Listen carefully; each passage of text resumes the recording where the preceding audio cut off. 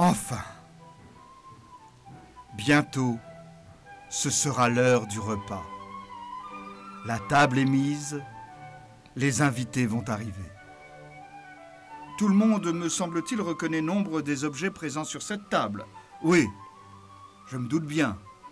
N'importe qui ayant savouré un bon repas connaît leurs noms et leurs fonctions.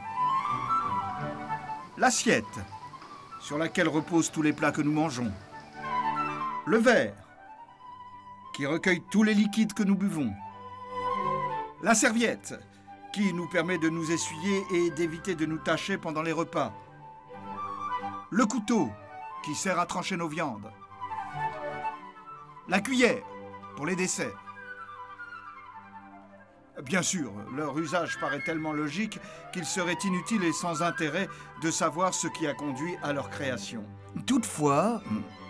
Toutefois, il reste un objet que nous n'avons pas encore cité. Un objet qui, à mon sens, a une histoire aussi originale que son usage est insolite. Je veux parler, bien sûr, de la fourchette.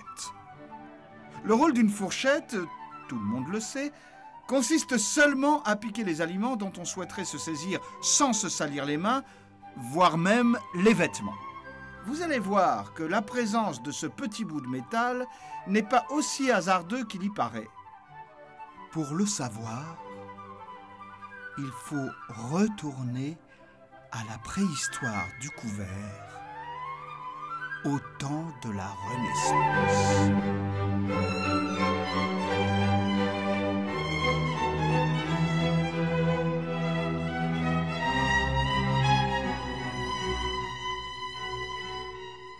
Et c'est là que commence notre histoire. Il était une fois, dans une petite province française, un baronnet.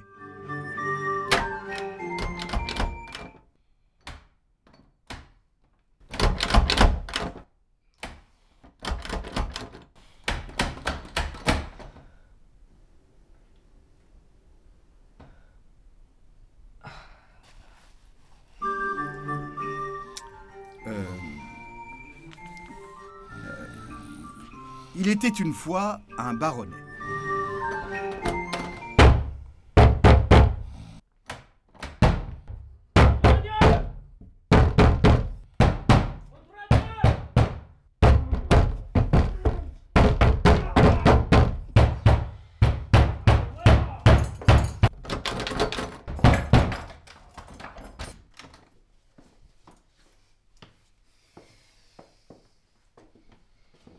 Domestique, à manger! Sa Seigneurie a faim! Il était une fois un baronnet. Il n'était pas très riche, mais il brillait par son éducation. Ses qualités physiques. Son élégance. Sa galanterie légendaire.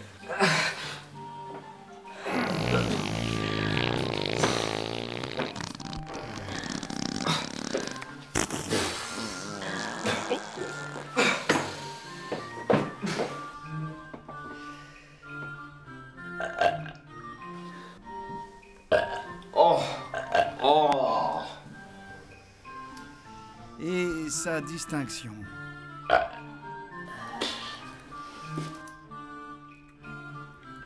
Mais surtout, il était connu pour être le plus grand gastronome du monde.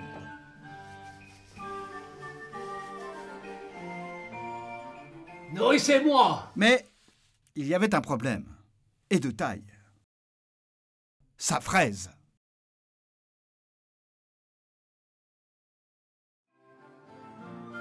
Fraise, petit col blanc à mi-donnée porté par la noblesse et la bourgeoisie de l'époque, dont la taille grossissait en fonction du rang et de la position de l'individu. D'où l'expression vulgaire, roturière, avoir la grosse fraise. Le porc de la fraise avait pour but premier de séparer l'âme, c'est-à-dire la tête, du corps exposé au péché du monde.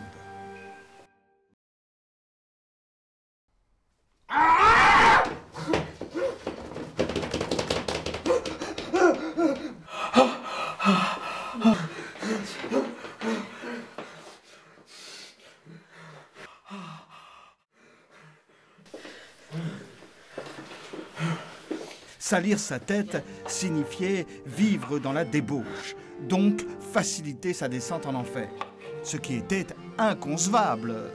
On peut aimer la bouffe et être chrétien tout de même. Inconcevable et inconvenant pour la haute société.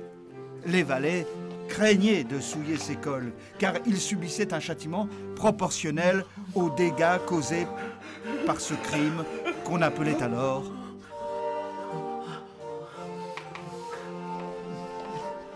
crime de fraise-majesté.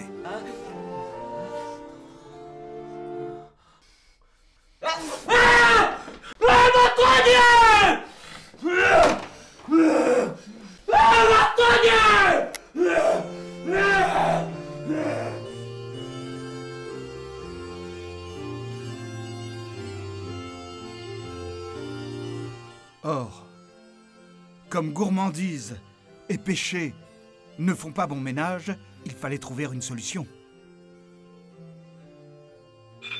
Et vite!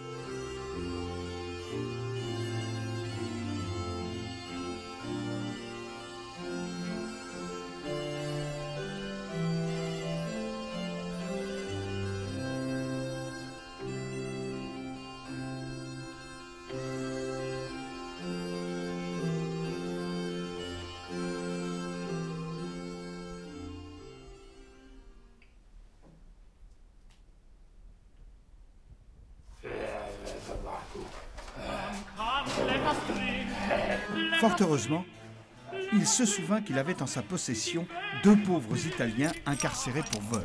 L'un forgeron, l'autre inventeur.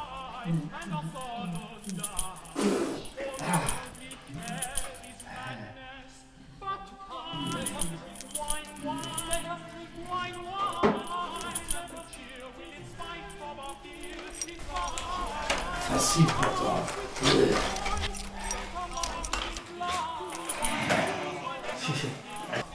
Tiens.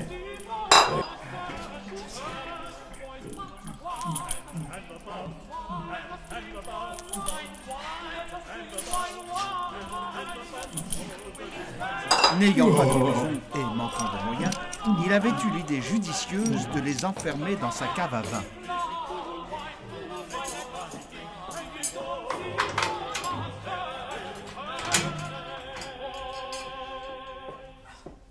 Excusez-moi, je fais que passer.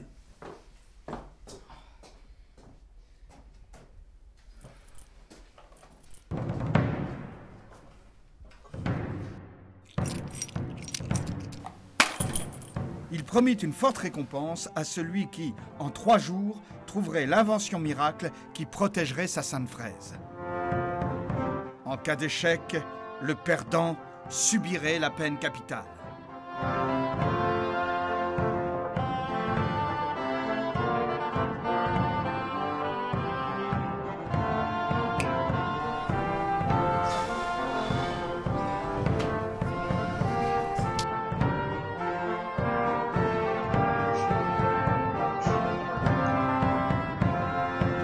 L'inventeur eut tout de suite une idée. Il se mit immédiatement au travail.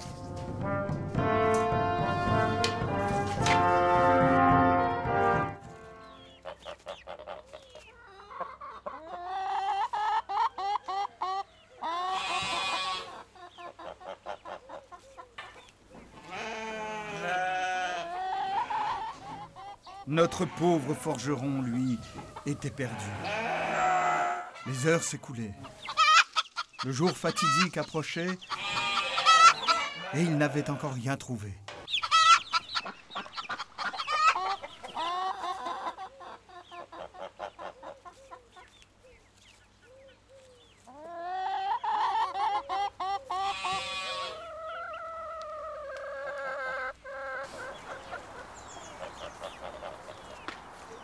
Sa récompense, il pouvait s'asseoir dessus.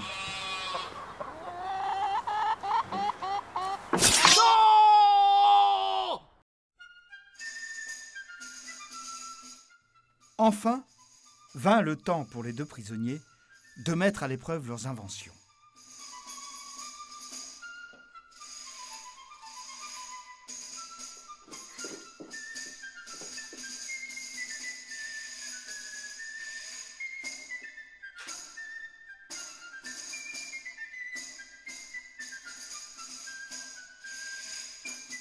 il pistola.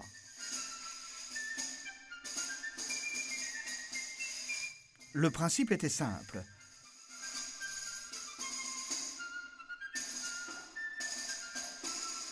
On versait de la poudre dans le canon, on le bourrait,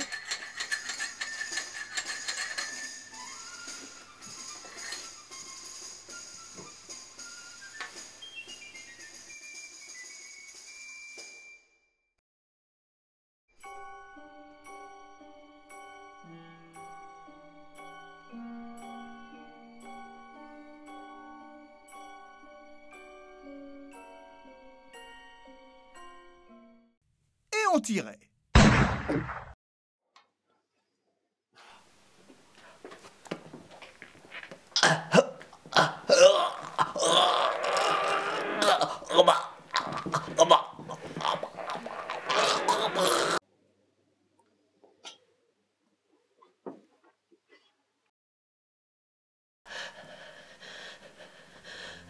Vint le tour du candidat suivant.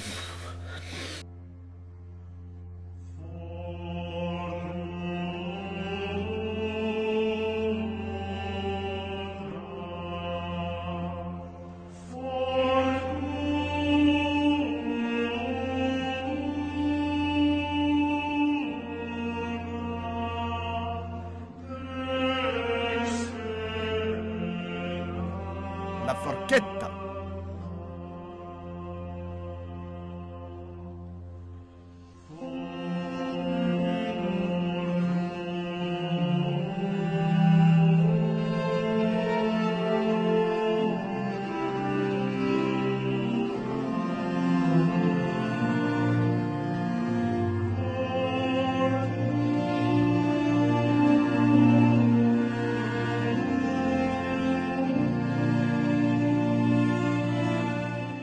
Et c'est ainsi que la forchetta, dite fourchette, fit son entrée au panthéon du couvert, à la place qu'on lui connaît aujourd'hui.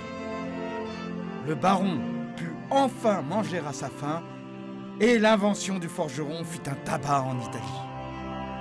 L'introduction de la fourchette dans tout le royaume de France vint assez tardivement pour plusieurs raisons. Oh, mais ça, c'est une autre histoire. Non, j'aime les histoires qui finissent bien, surtout lorsqu'elles sont riches d'enseignements. Allez, bon appétit!